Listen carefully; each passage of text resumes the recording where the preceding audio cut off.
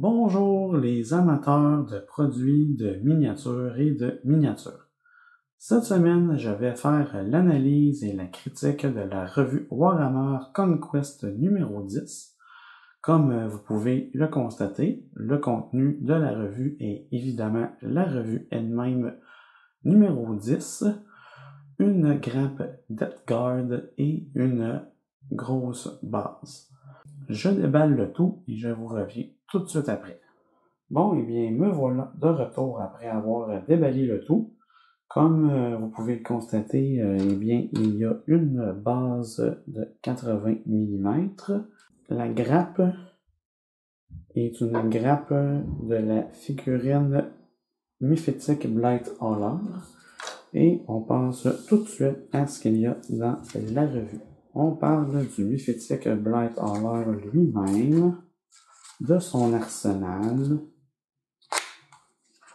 une petite histoire, un guide d'assemblage, un guide de peinture, une mission avec le véhicule lui-même, une mise à jour de règles, et on nous parle des dégâts multiples et les détails du scénario à la fin, des règles additionnelles et évidemment ce qu'il va y avoir dans les prochaines revues.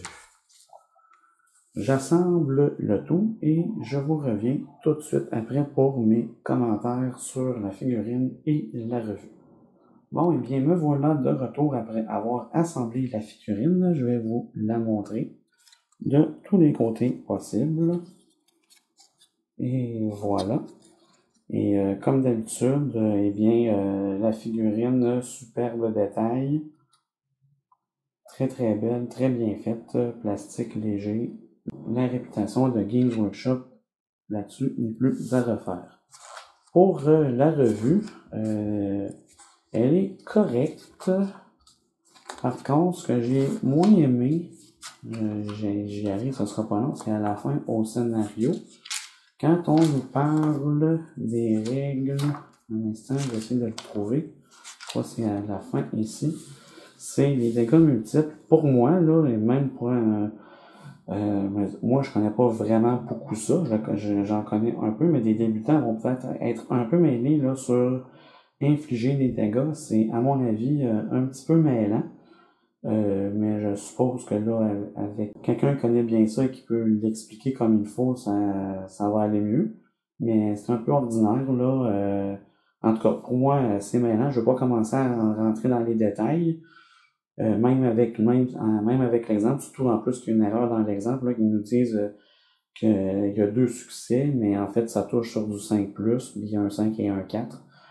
Mais c'est pas mal la seule chose que je peux reprocher. Et est-ce que ça vaut la peine d'acheter la revue? En fait, absolument, ça vaut vraiment la peine, là. Juste la figurine elle-même vaut environ 25$, là. Donc, vous en avez pour presque le double de valeur, là.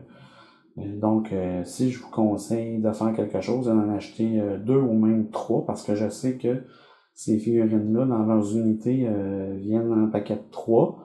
Donc, c'est peut-être une bonne idée d'en avoir 3. Mais je sais que pour l'utilité de la figurine elle-même, je sais que les joueurs d'Edgar sont peut-être un peu mitigés là-dessus. Mais au moins, vous l'aurez 3 fois, puis pour la moitié du prix en plus. Donc, c'est sûr que ça vaut vraiment la peine pour ça. C'est ce qui met fin à ma critique et analyse de la revue Warhammer Conquest numéro 10. On se retrouve la semaine prochaine pour la revue numéro 11 et j'espère avoir la revue numéro 8 à un moment donné. Merci beaucoup, à la prochaine.